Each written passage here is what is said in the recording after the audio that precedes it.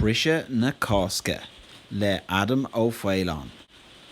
Tá mé go hiontach maidin.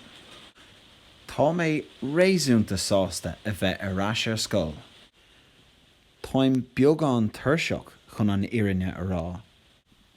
Ní dheacaigh mé as baile. Dimmer mé sport.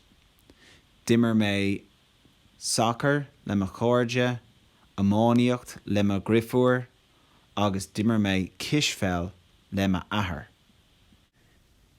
D'éist mé le ceol.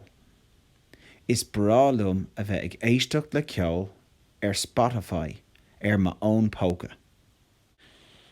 Dit mé a lán bia blasta. Dit mé sicín, dit mé glossary, agus dit mé a lán seachláide. Níor cheannaigh mé aon éadaí nua. Iver a hain, tá na siopaí dúnta, agus iver a dó, níl aon airgid de gum. Well, sin a bhfuil weimse. Slán agus beannacht.